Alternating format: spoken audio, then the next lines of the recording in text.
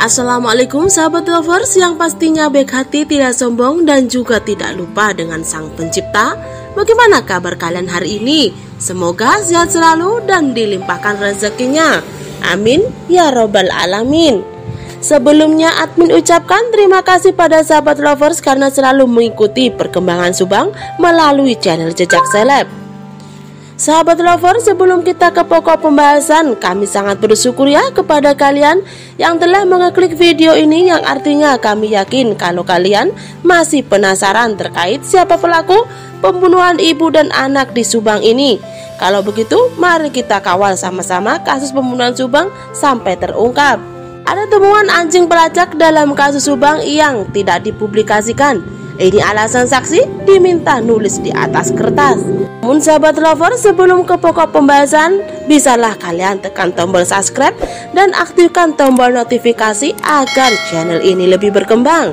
Jika sudah, yuk kita simak kembali pembahasannya. Memasuki bulan kelima, penyidik kasus pembunuhan ibu dan anak di Subang dengan korban Tuti Suhartini dan putrinya Amelia Mustika Ratu, penyidik masih belum menetapkan siapa tersangka. Sepertinya tim penyidik masih belum percaya diri untuk mengumumkan tersangka meskipun sudah mengantongi banyak hal yang bisa masuk kategori alat bukti berupa keterangan ahli, petunjuk, dan surat. Ungkapan kasus pembunuhan yang melibatkan grafologi, ilmu, dan menganalisa tulisan tangan. Diduga pelibatan grafologi tersebut berkaitan dengan kemungkinan temuan anjing pelacak di awal penyidikan yang bisa berupa secari kertas yang bisa berisi gambar, denah, atau tulisan tangan. Temuan anjing pelacak tersebut kemungkinan tidak dipublikasikan ke media. Alasannya, kertas tersebut bisa saja berisi arahan pelaku terkait kasus pembunuhan ibu dan anak di Subang. Logikanya bahwa dalam penyidikan kasus Subang tersebut, tim penyidik mengadakan banyak tes.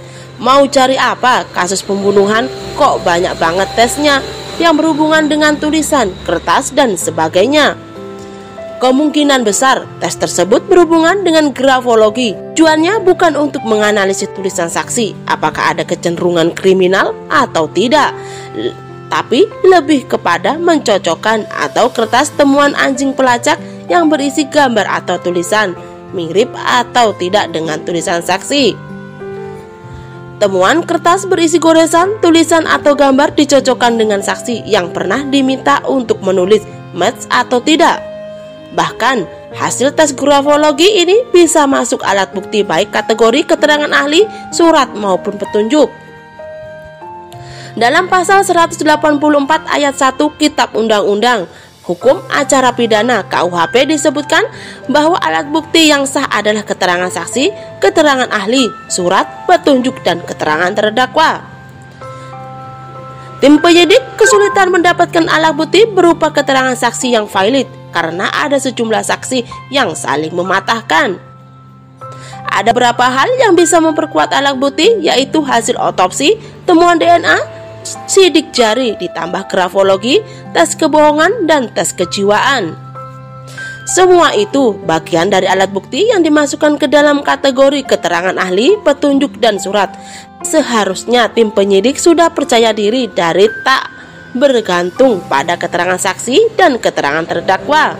Sementara itu, dari Sumi Hasri pernah menjelaskan bahwa tim penyidik selain mencari bukti dari otopsi jenazah juga memprofil dengan psikologi forensik, detektor kebohongan, termasuk mengamati karakter tulisan dari saksi. Tips dari dexjabar.com pernah memberitakan sebelumnya ada saksi yang pernah diminta penyidik untuk menulis di secari kertas, yaitu Yosef Hidayat, yang merupakan suami Tuti Suhartini yang juga ayah dari Amelia Mustika Ratu. Kuasa hukum Yosef, Rohman Hidayat, menceritakan sebelum melontarkan pertanyaan, penyidik memberikan secari kertas dan ballpoint kepada Yosef. Penyidik kemudian meminta kepada Yosef untuk menceritakan kronologis dia selama 3 hari setelah sebelum kejadian, yakni pada tanggal 15, 16, 17 Agustus 2021. Yosef pun menurut Rohman Hidayat menulis kronologis apa yang dilakukan pada 3 hari sebelum kejadian pembunuhan yang sadis ini. Pak Yosef menulis sesuai dengan apa yang diminta oleh penyidik, ujar Rohman Hidayat sebagai kuasa hukum Pak Yosef. Nah sahabat lovers, bagaimana tanggapan kalian? Terima kasih sudah menyimak video ini sampai habis. Sampai jumpa di video selanjutnya.